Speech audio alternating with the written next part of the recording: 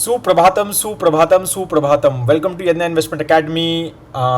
आज की ताज़ा खबर में आप सभी का स्वागत है। हमेशा की तरह पहले ग्लोबल न्यूज़ से बात शुरू करेंगे, फिर कुछ इंडिया स्पेसिफिक और कुछ स्टॉक स्पेसिफिक। अभी रिजल्ट्स सीज़न चल ही रहा है तो कुछ स्टॉक्स के रिजल्ट्स जो हैं लास्ट में डिस्कस करेंगे। वीडियो को लास्ट तक ज़रूर देखिएगा। इंटरेस्टिंग एक नॉलेज सेक्शन है। चार्ट आज शायद मैं प्रेजेंट नहीं कर पाऊँगा आपको, लेकिन बात ज़रूर करेंगे नॉलेज सेक्शन की। ठीक है, तो स्टार्ट करते हैं आज का सेशन। सबसे पहले ग्लोबल न्यूज़ की बात शुरू करते हैं। तो ग्लोबल न्यूज़ में अगेन मतलब positive negative Iran US war में दोनों चल रहे हैं। ठीक है, तो अभी मतलब ईरान ने जो यूएस ने एक प्रपोजल भेजा था, पीस प्रपोजल, राइट, तो उसमें ईरान ने अभी ये कल बोला है कि भाई they have sent a response to US on peace proposal. तो पाकिस्तान इज़ अ मीडिएटर, तो उनके थ्रू उन्होंने वो भेजा है। ठीक है, तो बाकी लास्ट वीक थोड़े से क्लैशेस रहे, हमने देखा भी, राइट। बाकी 48 आवर्स, लास्ट 48 आवर्स थोड़े से रिलेटिवली काम रहे, बट मतलब कतर ने बोला है कि they have detected few hostile drones in their skies as well. तो there have been lot of mixed news on this, right, कि पॉजिटिव चल रहा है, नेगेटिव चल रहा है। Gulf countries are little worried कि ईरान ने जो एक अटैक जो है स्पेशली यूएई स्पेसिफिक किया, उसके ऊपर रिस्पॉन्स बाय यूएस जो है वो थोड़ा ठंडा रहा। तो उनको थोड़ा सा ये लग रहा है कि ऐसा ना हो भाई अब यूएस जो है अब बोल दे कि हमने तो न्यूक्लियर ख़त्म कर दिया है उनका, और now we are leaving it as is. और ईरान जो है विच इज़ मतलब जो एक उसके पास अभी भी एक असला बारूद तो है, राइट, तो वो now it is basically can impact gulf countries in a medium to long term. तो वो थोड़ा सा वहाँ पर वरी साइन गल्फ कंट्रीज़ का चल रहा है। तो let's see how it goes. बाकी ये भी बात हो रही है कि अभी एक्सपेक्टेड है कि 14 और 15 मई, राइट, डोनाल्ड ट्रंप में विज़िट चाइना। ठीक है, तो वो एक बड़ा इवेंट है जियोपॉलिटिक्स में। तो कोशिश यही की जा रही है कि उससे पहले ईरान और यूएस की एक ट्रेड डील वगैरह, मतलब सॉरी, एक पीस डील हो जाए, चीज़ें ख़त्म हो जाए। मतलब that's what the expectation of the market is कि Donald Trump wants to meet President Xi with this expectation कि भाई मैंने ईरान का जो इशू है वो सॉल्व कर दिया है, ग्लोबल जो एनर्जी क्राइसिस है वो मैंने अब सॉल्व कर दिया है। ठीक है, तो ये लोगों का एक्सपेक्टेशन है, लेकिन अभी तक हुआ नहीं है। 2-3 दिन में क्या होगा वी हैव टू सी। और इसीलिए थोड़ा मार्केट्स आर वरीड कि अगर ये एक्चुअल में मीटिंग होती है 14 और 15 को, तो फिर Iran war will only dominate the meeting. मतलब एक्सपेक्टेड क्या था कि भाई रेयर अर्थ के ऊपर बात होगी, टैरिफ्स के ऊपर बात होगी, एआई के ऊपर क्या शेयरिंग वगैरह, इन सब चीज़ों के ऊपर बात होगी। बट उसकी जगह ऐसा लगता है कि अगर ये चीज़ सॉल्व नहीं होगी तो ग्लोबल एनर्जी क्राइसिस पे ही ज़्यादा बात होने वाली है, राइट। और फिर जो है वो जो टॉपिक्स हैं, जो कोर टॉपिक्स जिसके ऊपर डिस्कशन मतलब लोग थोड़ा मार्केट एक्सपेक्ट कर रही थी कि भाई पॉजिटिव चीज़ें दिखेंगी, अब वो होती भी नज़र नहीं आ रही है शायद मार्केट को। तो इसलिए थोड़ा market is little worried about it. ठीक है, तो तो वो सारी चीज़ें यहाँ पर चल रही हैं। बाकी कल एक इम्पॉर्टेंट स्टेटमेंट आई प्रेसिडेंट पुतिन की फ्रॉम रशिया, राइट, कि ही थिंक्स कि Russia Ukraine war is coming to an end. तो ऐसा उन्होंने बोला। एंड अब ये चीज़ें क्या है, अब देखो सीज़ फायर भी हुई, 3 डेज़ की सीज़ फायर डोनाल्ड ट्रंप ने अनाउंस की थी on I think 10 May, right. तो बाकी 1000 प्रिजनर एक्सचेंज भी बात हुआ, राइट, वो सारी चीज़ें हुई हैं। तो होपफुली ये लग रहा है कि यार ये वाला जो वॉर है वो ख़त्म होता हुआ होपफुली अभी after I think almost 4.5 years, right, तो ये ख़त्म होता हुआ नज़र आ रहा है। बट वो कैसे अब अरेंजमेंट होगा, सिक्योरिटी अरेंजमेंट विथ यूरोप क्या होगा। Putin is saying that his preferred negotiating partner would be Germany's former chancellor Gerhard Schroeder. तो वो सारी चीज़ें वहाँ पर बेसिकली चल रही हैं। तो थोड़ा थोड़ा वहाँ पर भी चीज़ें हमारी न्यूज़ ट्रिकल होती भी नज़र आ रही है। बाकी जर्मन की बात अगर हम करें, जर्मनी की, तो वहाँ पर industry has slumped in March, right. तो इंडस्ट्रियल सेक्टर जो है वो नेगेटिव रहा वहाँ पे। And oil and gas prices जो है उसकी वजह से थोड़ी सी इकोनॉमिक आउटलुक बहुत अच्छी नहीं चल रही है वहाँ पे। ठीक है, और मतलब बिकॉज कंपटीशन बढ़ रहा है जर्मन गुड्स का फ्रॉम चाइना, राइट, और ग्रीन एनर्जी ट्रांजिशन बहुत एक्सपेंसिव उनके लिए हो रहा है। जबकि उन्होंने बोला है कि $1 ट्रिलियन डिफेंस एंड इंफ्रास्ट्रक्चर पे स्पेंड करेंगे, राइट, लेकिन rising oil and gas prices जो हैं उनकी आउटलुक को थोड़ा सा कॉम्प्लिकेट कर रहा है। बाकी कुछ इंडिया स्पेसिफिक अगर हम न्यूज़ की बात करें तो अब एक्सपेक्टेड है कि इंडिया जो है अपनी ट्रेड डील विद यूएस को थोड़ा स्लो चलेगा, क्योंकि आपको पता ही है कि अभी जो 10% टैरिफ जो ट्रंप ने लगा रखा है सभी कंट्रीज़ पे, क्योंकि वो बड़ा वाला टैरिफ तो सब बंद कर दिया था यूएस सुप्रीम कोर्ट ने, तो अब 10% लगा रखा है। तो उसके ऊपर भी कोर्ट की रूलिंग आई थी अभी, ठीक है, कुछ दिन पहले। और अभी इसलिए इंडिया सोच रहा है कि भैया पहले तुम अपना इंटरनल डिसाइड कर लो कि भाई क्या मतलब स्टेटस क्या है, तुम अब टैरिफ लगा रहे हो या नहीं लगा रहे हो, अलाउड है या नहीं है गवर्नमेंट को वहाँ टैरिफ लगाना, ठीक है। तो उसके बेसिस पे ही चीज़ें जो हैं वो सॉर्ट आउट होंगी, तो दैट्स द एक्सपेक्टेशन। तो इसलिए थोड़ा वहाँ पर लग रहा है कि टैरिफ डील जो है इंडिया की अभी तो चली रही है ना, वो फरवरी फर्स्ट वीक में अनाउंस हो गई थी, अभी तक तो कुछ अपडेट है नहीं, 2-3 महीने हो गए हैं। तो वही है कि थोड़ा चल रहा है कि स्लो ही रहेगा। बाकी FIIs की तो बात हो ही रही है, right. FIIs are consistently taking out money, 14,000 crore मई में भी लेके जा चुके हैं। अगर हम 2026 में सिर्फ देखें तो 2 लाख करोड़ रुपए का एग्जिट हो चुका है FIIs का, जो कि पूरे 2025 में, अभी तो 4 ही महीने हुए हैं, राइट, पूरे 2025 में 1.66 लाख करोड़ था। तो वही चीज़ें फैक्टर हैं। तो इसकी वजह से FII ओनरशिप जो है 14 ईयर लो पे है, 14 ईयर लो, ठीक है। तो जून 2012 के बाद अब जो है जाके FIIs की होल्डिंग जो है वो 15% से नीचे गिरी है, 14.7% गिरी है, और ये 20% तक हो गई थी अप्रैल 2016 में। तो ये वहाँ से 14.7% पे आ गई है। और फिर DIIs ऑफ कोर्स वो बढ़ा रहे हैं, वो 18.9% कर रहे हैं। इसके ऊपर थोड़ा और डिस्कस करेंगे नॉलेज सेक्शन में। ग्लोबल ETF डिमांड, गोल्ड की ETF डिमांड कंसिस्टेंटली बढ़ रही है, $6.6 बिलियन की ETF डिमांड रही है अप्रैल में। और इंडिया की भी $297 मिलियन का ETF डिमांड रही, जो कि 11th कंसेक्यूटिव इनफ्लो है, ठीक है, इनटू द गोल्ड। तो वो अब ये भी देखो, करेंसी के ऊपर ये सब चीज़ें भी फैक्टर होते हैं। देखो ये सब प्रेशर डालते हैं, क्योंकि हम तो इम्पोर्ट ही करते हैं ना गोल्ड, हम अपने आप खुद तो हमें मिलता नहीं है।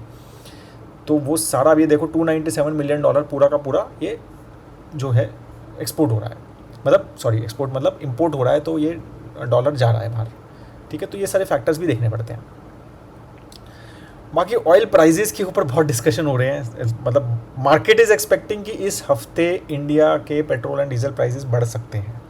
दैट्स द एक्सपेक्टेशन जो मार्केट में चल रही है, क्योंकि ऑलमोस्ट 1600 से 1700 करोड़ रुपए एक दिन में जो हमारे OMCs हैं, जो कि Hindustan petroleum, Bharat petroleum, Indian oil, वो लूज़ कर रहे हैं, बिकॉज एनर्जी प्राइसेस ज़्यादा हैं, क्रूड ऑयल प्राइसेस ज़्यादा हैं, और ये जो है मतलब $102-103 पे चल रहा है ना क्रूड अभी, तो और ये जो है ये पास ऑन नहीं हो पा रहा है, क्योंकि भाई गवर्नमेंट ने उसको रिस्ट्रिक्ट किया हुआ है। तो ये सारे फैक्टर्स सब प्ले आउट जो हैं वहाँ पर हो रहे हैं, तो इतना ज़्यादा वो अब हो रहा है। तो एक्सपेक्टेड है कि ऑयल प्राइजेस इंडिया में अब शायद बढ़ सकते हैं। अब कितने बढ़ेंगे, कितना डिले करती है सरकार उसके ऊपर, क्योंकि पॉलिटिकल डिसीजन भी है, तो ये देखने वाली चीज़ है, ठीक है। अब अगर हम सारे मेजर कंट्रीज़ की बात करें, ठीक है, मैं एक लिस्ट देख रहा था, तो इस टाइम पे इंडिया में petrol prices are one of the lowest among major countries. मतलब आप पड़ोसियों के बारे में बात कर लो, या US में 120 रुपये का पेट्रोल है। अगर हम दिल्ली की बात करें तो 95 है, चलो पुणे मुंबई में 102-103 है, ठीक है। तो US में 120 है, इटली में 220 रुपीज़ पर लीटर है, स्पेन में 170 रुपीज़ पर लीटर है, जर्मनी में 225 रुपीज़ पर लीटर है, राइट। और अगर हम पड़ोसियों की बात करें तो 136 रुपीज़ पर लीटर नेपाल में, श्रीलंका में 123 रुपीज़ पर लीटर, पाकिस्तान में 137 रुपीज़ पर लीटर, राइट, इंडियन रुपीज़ के हिसाब से है ये। सिमिलरली इस तरह तो मतलब मच लोअर प्राइजेज़ हैं हमारे करंटली, क्यों हमारी सरकार ने बढ़ाए नहीं है प्राइसेस। तो उसका फैक्टर क्या हो रहा है, हमारी करेंसी पे दिख रहा है हमें, 95 के आसपास चल रही है, तो करेंसी टूट रही है इस चक्कर में, क्योंकि भाई इंपोर्ट बढ़ रहा है ना। तो इंपोर्ट बढ़ रहा है तो क्या होता है, डॉलर की डिमांड बढ़ती है और रुपये की डिमांड कम होती है। तो अब अगर रुपये को मतलब आपको क्रूड ऑयल महंगा करना पड़ेगा ना, महंगा करोगे तो ही उसकी डिमांड कम होगी, तो इंपोर्ट कम होगा। तो ये सारी फैक्टर उस हिसाब से ही चीज़ें होती हैं। तो ये सब चीज़ें यहाँ पर चल रही हैं। तो इसलिए एक्सपेक्टेड है कि भाई आप पेट्रोल डीजल के प्राइसेस बढ़ेंगे, और शायद अगर बढ़ेंगे तो अब सरकार बढ़ाएगी, तो मेरे को लगता है 1-2 रुपये से नहीं बढ़ाएगी, साथ में पूरा बढ़ाएगी। और ये चीज़ कल प्राइम मिनिस्टर ने भी, अगर आपने कल स्पीच सुनी होगी, तो कल इंपॉर्टेंट चीज़ें कुछ रेज़ करी है उन्होंने, ठीक है। तो उन्होंने क्या बोला कि वर्क फ्रॉम होम करो, ताकि भाई पेट्रोल और डीजल कम यूज़ हो, दैट्स व्हाट ही सेड, ठीक है। उन्होंने ये भी बोला कि फॉरेन ट्रैवल अवॉइड करो unnecessarily, non essential gold purchases को नहीं खरीदो, 1 साल तक गोल्ड मत खरीदो, एडिबल ऑयल और केमिकल फर्टिलाइज़र के यूसेज को कम करो, जो जो सारी चीज़ें इंपोर्ट होती हैं, राइट। तो अब ये चीज़ें जो हैं एक्सपेक्टेड है कि भाई दो चीज़ें इससे मार्केट एक्सपेक्ट कर रही है अब ये स्पीड से, कि भाई एक तो फ्यूल प्राइसेस बढ़ेंगे ऐसा लग रहा है, ठीक है, और गोल्ड की ड्यूटी भी शायद बढ़ सकती है। तो ये दोनों चीज़ें अब थोड़ा सा मतलब market is now expected something like that. अब लेट्स सी क्या होगा, ठीक है। अब ये देखो ये सारी चीज़ें अब प्राइजेज़ वगैरह बढ़ रहे हैं तो एफएमसीजी कंपनीज़ क्या बोल रही हैं कि भाई हम अपना प्राइजेज़ और बढ़ाएंगे, क्योंकि हमारी क्रूड ऑयल प्राइजेज़ के चक्कर में लॉजिस्टिक कॉस्ट बढ़ रही है, राइट। हमारे इंपोर्ट, हमारा जो रॉ मटेरियल कॉस्ट बढ़ रही है, करेंसी डिप्रिसिएशन के चक्कर में हमारा जो इंपोर्ट बिल बढ़ रहा है। तो again they said 3 to 5% we are expecting the price increase from FMCG sector perspective. तो ये सारी चीज़ें यहाँ पर देखो अभी सब कनेक्टेड है। तो क्रूड ऑयल प्राइसेस जब तक 80 से नीचे नहीं जाते, राइट, तो ये सब फैक्टर्स गाइज आपको समझना है कि हमारी इकोनॉमी में प्रेशर रहने ही वाला है। तो ज़्यादा कुछ एक्सपेक्ट मत करो तब तक, राइट। होल्ड करके रखो, शायद अच्छा समय है इन्वेस्ट करने का लॉन्ग टर्म इन्वेस्टर्स के लिए। क्या ये हमेशा ऐसे रहेंगे तो वो भी मत सोचो, ठीक है। बाकी स्टॉक स्पेसिफिक न्यूज़ के बारे में बात करते हैं तो जेप्टो को सेबी का नॉट मिल गया है $1 बिलियन का IPO का। तो अब एक और कंपनी आ जाएगी, ठीक है। तो लेट्स सी अब क्या कहते हैं, क्विक कॉमर्स की काफ़ी बड़ी कंपनी एक और लॉन्च मतलब IPO आ जाएगा तो कंपटीशन यहाँ पर बढ़ जाएगा। हुंडई मोटर्स के रिजल्ट आए थे, तो हुंडई मोटर्स के रिजल्ट जो हैं ओवरऑल टॉप लाइन ग्रोथ तो रही, बॉटम लाइन प्रेशर रहा। तो 5.5% का रेवेन्यू ग्रो हुआ, वॉल्यूम अच्छा ग्रो हुआ, राइट। अगर मैं वॉल्यूम की बात करूँ उनके तो ऑलमोस्ट 8.7% का ईयर ऑन ईयर ग्रोथ हुआ है वॉल्यूम में, which is decently good, right, volume wise. Exports तो और भी अच्छा 9.4% का Q4 में इंक्रीज़ हुआ है। अगर हम पूरे फिजिकल में देखें 16.4% का एक्सपोर्ट्स ग्रो हुआ है। तो एक्सपोर्ट्स तो अच्छा कर रहे हैं, लेकिन क्या हो रहा है, नेट प्रॉफिट गिर रहा है, year on year net profit गिरा। वाई? बिकॉज मार्जिन कंप्रेस हुई, मतलब 14% से मार्जिन 10% पे आ गए हैं। एक तो कोई कमोडिटी कॉस्ट बढ़ रही है, ठीक है, और फिर ये है कि भाई ऐसा बोला जा रहा है कि भाई लोअर मार्जिन मॉडल ज़्यादा बिक रहे हैं। तो वो भी सब फैक्टर्स यहाँ पर प्ले आउट होते हैं, ठीक है। तो ये सब देखने वाली चीज़ें हैं। ब्लू डार्ट का भी रिजल्ट आया तो क्या वो थोड़ा इकोनॉमी का समझ आता है। वो रेवेन्यू 8% से ग्रो हुआ, अगेन वहाँ पर भी प्रॉफिट जो है डिग्रो हुआ है, ठीक है, क्योंकि मेजरली एक्सेप्शनल आइटम एक तो लेबर कोड इम्पैक्ट उन्होंने लिया, दूसरा ऑपरेशनल एक्सपेंसेस भी बढ़े, एम्प्लॉय कॉस्ट ऑलमोस्ट 34% बढ़ी है, ठीक है, और मेंटेनेंस कॉस्ट जो इनके पास तो एरोप्लेन्स है ना, तो अब एरोप्लेन्स तो भाई उसकी मेंटेनेंस कॉस्ट बढ़ गई है, उसका पेट्रोल सब चीज़ें, राइट। तो वो सारे फैक्टर्स भी देखो। अब देखो ब्लू डार्ट भी ना एक पेट्रोल मतलब एयरलाइन जैसे उसके फैक्टर्स है, देखो कितना ज़्यादा क्या चीज़ किस को इम्पैक्ट करती है। काफ़ी इंटरेस्टिंग चीज़ें होती हैं जब हम स्टॉक एनालिसिस करते हैं, राइट। ये सब चीज़ें समझने की होती हैं, राइट। तो ये सारी फैक्टर्स हैं। वॉल्यूम ग्रोथ हो रहा है, राइट, पॉजिटिव है growth, right, top line, but bottom line पे इम्पैक्ट है। फिर टाटा कंज्यूमर का रिजल्ट बहुत अच्छा है, राइट। 20,000 करोड़ का एनुअल रेवेन्यू मार्क का क्रॉस कर दिया उन्होंने। ग्रोथ बिजनेस बहुत अच्छे कर रहे हैं उनके, राइट। 18% का रेवेन्यू ग्रोथ, 21% का पैट ग्रोथ, एबिटा 27% का ग्रोथ, राइट। और टाटा संपन्न इज़ डूइंग वेरी वेल, 70% इस क्वार्टर में, 69% ग्रो हुआ है टाटा संपन्न। वॉल्यूम ग्रोथ 16% का वॉल्यूम ग्रोथ हुआ है उनका, ठीक है। तो काफ़ी सारे नए प्रोडक्ट्स लॉन्च किए, 18 न्यू प्रोडक्ट्स लॉन्च किए हैं उन्होंने। तो मतलब काफ़ी अच्छा रिजल्ट ओवरऑल, मतलब ओवरऑल एफएमसीजी का रिजल्ट ठीक ही आ रहा है, देखें तो। अगर ठीक है, एक्सपेक्टेड भी था, बिकॉज एक तो टैक्स कम किया, GST कम किया, तो वो सब फैक्टर्स भी थे। तो ये एक्सपेक्टेड था कि थोड़ा इस बार रिजल्ट अच्छा आएगा, रिजल्ट अच्छा आया। स्विगी का रिजल्ट आया तो अगेन रेवेन्यू बहुत अच्छा ग्रो हुआ, 45% का रेवेन्यू ग्रोथ हुआ है, राइट। लॉसेस भी कम हुए हैं, लास्ट ईयर 1,000 करोड़ के लॉसेस थे नेट लॉस, अब 800 करोड़ का, ठीक है। तो लॉसेस कम हुए हैं। एंड अगर मंथली ट्रांजैक्टिंग यूज़र्स 21% से बढ़े हैं, GOV ग्रॉस ऑर्डर वैल्यू भी 40% से बढ़ी है, ठीक है। तो वो अच्छा है, मतलब वो चीज़ें हैं, बट प्रेशर तो है। देखो जेप्टो है, ब्लिंकिट है, बिग बास्केट है, तो वो सब चीज़ें चेक कर रहे हैं। उसके चक्कर में क्या स्टॉक बहुत अच्छा नहीं कर रहा है, ऑपरेशनल एक्सपेंसेस वगैरह भी बढ़ रहे हैं। तो वो सब फैक्टर्स देखो प्ले आउट हो रहे हैं, और ये चीज़ जोमेटो में भी प्ले आउट हो रही है, और शायद जेप्टो अगर IPO लाएगा तो ये सब फैक्टर्स रहेंगे। मतलब मार्केट ये देख रहा है कि भाई ये मार्जिन्स इंप्रूव कर पाएंगे या नहीं कर पाएंगे, क्योंकि इतना ज़बरदस्त एक्सपेंशन हो रहा है, कंपटीशन इतना ज़्यादा है, डिस्काउंट देने ही पड़ रहे हैं। कब होंगे ये बंद? तो ये, और ये कंपटीशन यहाँ ज़्यादा है, तो मतलब अब क्या उसमें जो फूड डिलीवरी में है ना, तो वहाँ पर तो 2 ही कंपनी रह गई हैं, अब सब साफ़ हो गया है। लेकिन क्विक कॉमर्स में नहीं हो रहा है, क्विक कॉमर्स में स्ट्रॉन्ग प्लेयर्स हैं अभी भी, राइट। तो वो सब फैक्टर्स यहाँ पर थोड़ा, यहाँ कंपटीशन ज़्यादा होने की ज़रूरत लग रही है। Kalyan jewellers, one of the portfolio stock as well, बहुत अच्छा नहीं किया है हमारे पोर्टफोलियो में उसने, मतलब हिस्ट्री में जब से लिया है, बट रिजल्ट बहुत अच्छा आया। ठीक है, 66% का रेवेन्यू, 118% का प्रॉफिट ग्रोथ हुआ है, एबिटा 84%, ज़बरदस्त प्रॉफिट ग्रोथ। वेडिंग सीजन की डिमांड अच्छी रही, ऑपरेशनल लेवरेज भी रहा, ठीक है, टॉप लाइन भी ज़बरदस्त ग्रोथ रही, सेम स्टोर सेल्स ग्रोथ 45% रहा, मतलब एक्सेप्शनल।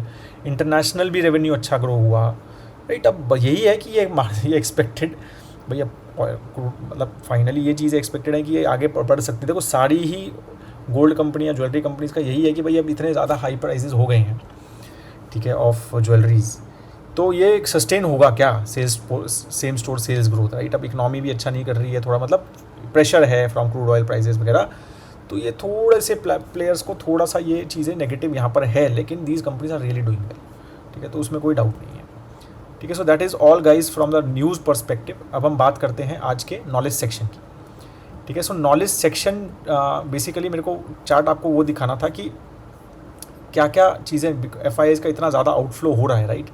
सो उसमें क्या क्या चीज़ें करंटली हैं।